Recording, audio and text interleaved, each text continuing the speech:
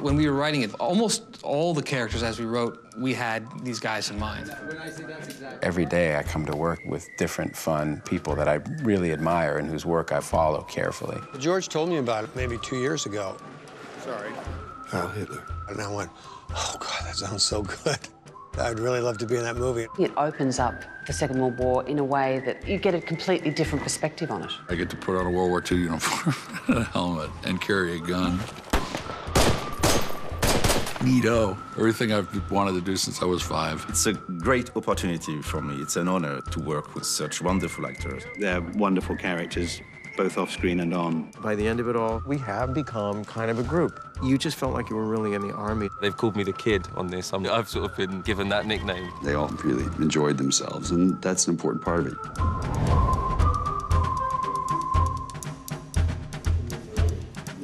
Yeah, rolling.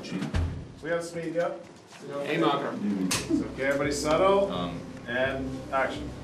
Everybody came on board because I think they wanted to do it. We were very careful to make sure that shooting a film is a pleasant experience. George has cast it brilliantly. He's assembled a bunch of anti-heroes to tell a heroic tale. The ensemble's just off the charts. I can be completely honest, I didn't sleep the night before my first day because the call sheet read George Clooney, Matt Damon, Bob Balaban, John Goodman, Bill Murray, Jean Dujardin, Dimitri, and me. With nothing to fall back on and no real talent. If you think of as a collective, the films they've made, it's some of the best stuff that Western cinema's done in the last 10 years. Background action! And action! Just try and look natural next to Matt Damon and George Clooney. Sometimes you'll look at movies and say, well, they enjoyed themselves off screen and it doesn't show up on screen. And that wasn't the case here. It's a new experience for me. There are hard workers, funny, humble, and great people. Jean-Claude, tu vas bien? Oui. Except Matt Damon. Oui. He's an asshole, I think. Sorry, Matt. Matt's always the right actor. Except for Pretty Woman, he wouldn't be good in Pretty Woman. Matt's got this incredible ability. I don't think a false note can radiate out of Matt. They're gone. He is one of the truest actors I've ever had the fortune to work with. They're not coming back. Well, Claire, my job is to find art and return it.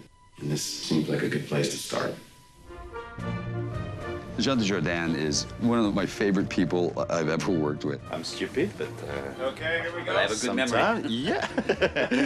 And I remember that I'm stupid. Stupid, shy, good memory. He's charming and sort of a rogue and full of fun. In real life, he's that way. He's like the French George Clooney. Jean is a great-looking guy. He's very agile. I worked with him in The Artist. He spoke no English then. Now we can communicate because he took the trouble to learn English. And I'm still too lazy to learn French. John classes up every movie he's in. He always makes films better. He made Argo better. He's got a bad knee and all that stuff, so we were concerned whether he could do it or not. And he said, no, I'll be fine. And he was great. By the end, you're just crawling on your belly while teenagers shoot blanks over your head. Well, yes and no. How's that? Yes, they are teenagers. And no? They're not blanks. I think it's summed up in the image of Bob Balaban and Bill Murray held in the same frame. Physically, they couldn't be more different. It's hard to keep the two of them in a frame. We were Mutt and Jeff, or Joe and Willie, or whatever we were. Bill and I are Siamese twins. He's just a great straight man. It says the altarpiece is one of the most desired pieces of art. How'd you read all that? It's in English. Yeah, I know that. I just wasn't actually aware you could read. I've worked with Bill 3 times. This is the only time we've actually literally been chained together for so much of the movie. George put us together, and he said to me, do you think you can give Bob Balaban a hard time? And I thought for just a second, and yeah, I think I can do that. Looks like we're gonna be together, buddy. Obviously, he brings a lot of humor because that's what he's known for, but he has a turn in this that's really emotional. Everybody in this bunch is nice to be with, and nobody ever goes, hey, it's my close-up, where's my this, or where's my that? Why does he have a helmet and I don't have a helmet? Because I'm the token Brit, that's why. I feel incredibly honored to be part of this band for the part that I am. Good to see you, Frank. James.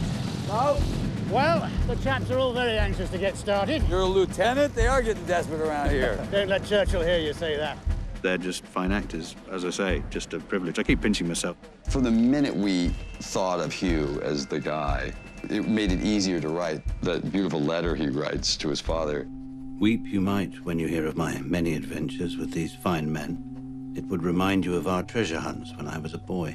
We were on a set, and there was a bedroom upstairs. And I go, come on, let's just record this. And we went up, we sat on the bed.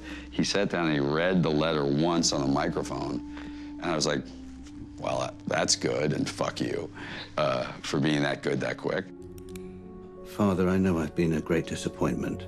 That's the piece that we're using. We haven't redone it. We haven't looped it again. It's just so good. He's an extraordinarily talented actor. What you have is this collection of people that are relatable. Little nudity never hurt anyone. So, with the Jeffries character, there's someone who, underneath the surface, is dealing with a private life that is shaky, that is unstable.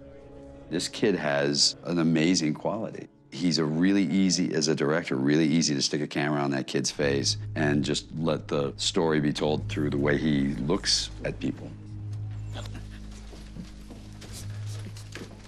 You can take that tourniquet off, Lieutenant.